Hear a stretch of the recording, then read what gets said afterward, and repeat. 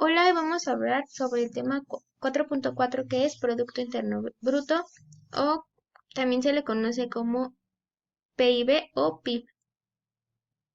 Vamos a definir qué es el Producto Interno Bruto. Este es un valor monetario de acuerdo a la magnitud macroeconómica y pues, como lo mencioné, se le da el valor monetario a los bienes y a los servicios que son producidos por la economía en un determinado tiempo.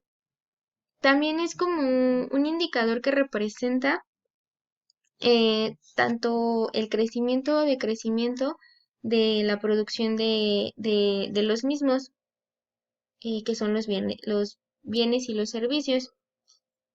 Y pues esto es como para determinar la competitividad y qué tanto han mejorado sus estrategias, reflejándolas pues entre cada una de las empresas. Em,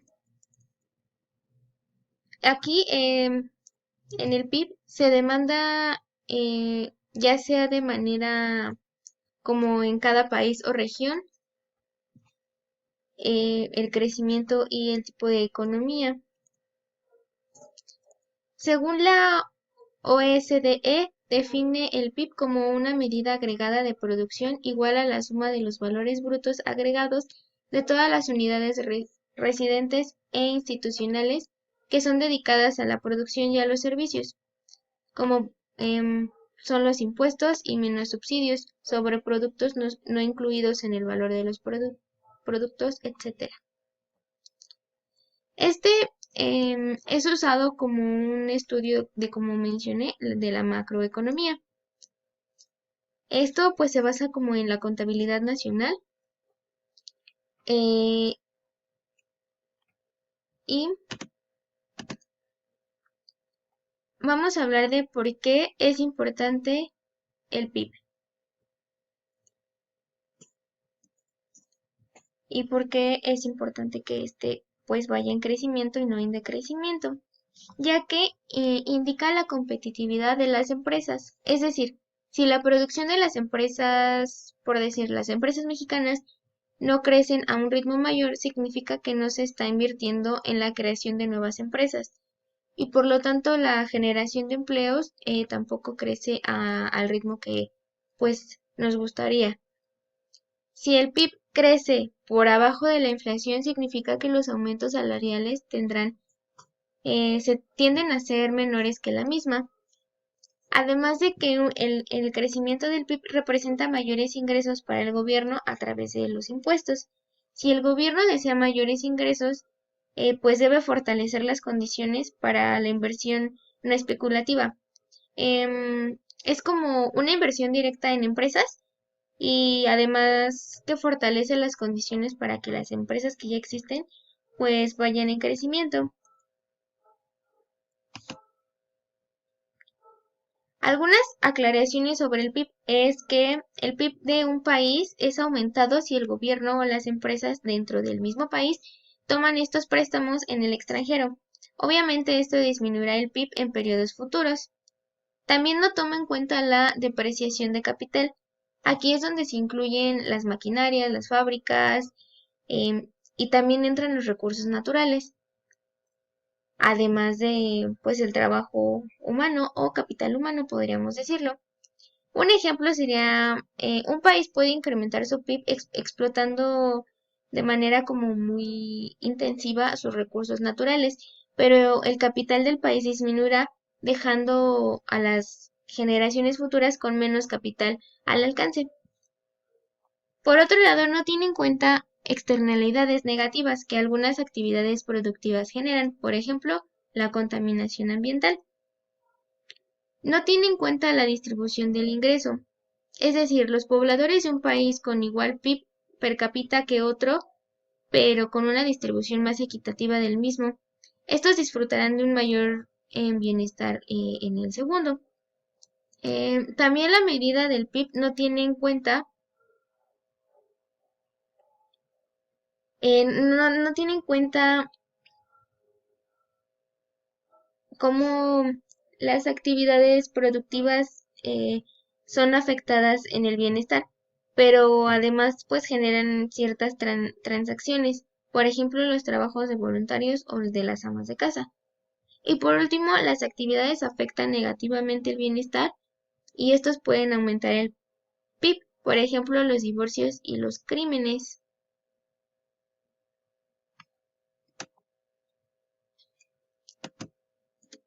Ahora hablemos de el PIB enfocado a un desarrollo sustentable. Yo de acuerdo a la información que encontré, em, leí que se le conoce como el PIB verde. Aquí el Producto Interno Bruto Verde es un indicador de crecimiento económico que tiene en cuenta las consecuencias medioambientales del crecimiento económico que se mide por el Producto Interno Bruto o el Producto Interno Bruto convencional. Esto, a la medida de los factores como la biodiversidad o el cambio climático, pueden ser variables difíciles de integrar en un modelo del PIB, en el cual pues el sistema no aparece, no pueden ser como representadas de ninguna forma. Pero hablando de un crecimiento económico y un desarrollo sustentable, hay que mencionar que el crecimiento económico implica hacer mucha énfasis en en las variables económicas de la productividad, como por ejemplo puede ser el empleo o tener buenos ingresos, mientras que enfocados en un desarrollo sustentable implica el manejo racional de los recursos actuales y futuros. Esto es necesario, pero no suficiente para conseguir una sociedad desarrollada.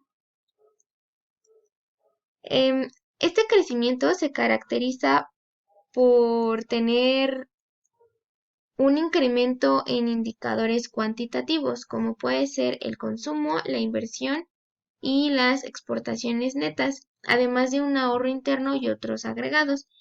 Pero sobran, bueno, hay casos en diferentes países con indicadores que de manera cuantitativa son altos durante muchos periodos, o sea, durante como largos periodos, pero estos no presentan suficientes bases para un desarrollo sostenido.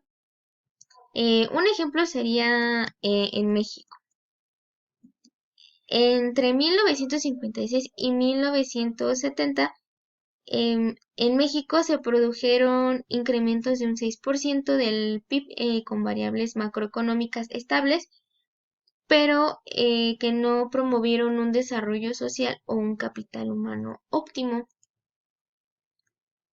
Este crecimiento económico y el desarrollo sustentable deben estar vinculados para que la, la sociedad tenga una mejor calidad de vida y tenga como una dimensión ambiental que esté centrada en que nosotros somos la razón del desarrollo de de nuestro alrededor, por así decirlo.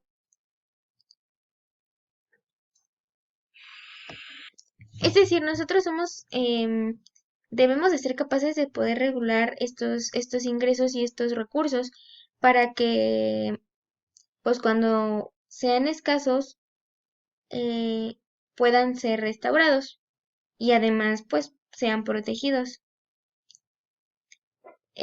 Con la globalización hay efectos negativos que inciden en en el deterioro de nuestro ambiente, como por ejemplo el cambio climático, debido al sobrecalentamiento de la Tierra, la afectación de la capa de ozono, la degradación y la contaminación del suelo, causadas por la erosión, la desertificación, la salinización, etc. Además de la pérdida de, pues, lamentablemente la biodiversidad y ciertos cambios en los patrones de conducta de la población, además de la sobrepoblación. Y también, pues, una explotación excesiva de los recursos naturales. Esto a nivel internacional introdujo al Producto Interno Bruto la dimensión ambiental donde se incorporan los costos por el agotamiento de, pues, los recursos naturales, además de la degradación del medio ambiente. Pero este cálculo debemos de mencionar que permite la obtención de Producto Interno Bruto ecológico, que es el PIB. Para el caso de México, se han publicado ciertas estadísticas que se han agregado desde 1985 hasta 2003 aproximadamente, y por el Instituto Nacional de Estadísticas Geográficas e Informática, que sería el INEGI.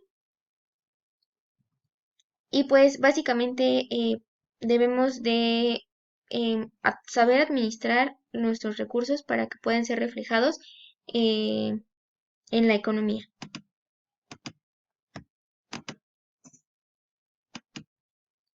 Este se obtiene mediante la suma de magnitudes mm, por categorías de agentes económicos, como son los hogares, las empresas y los gobiernos.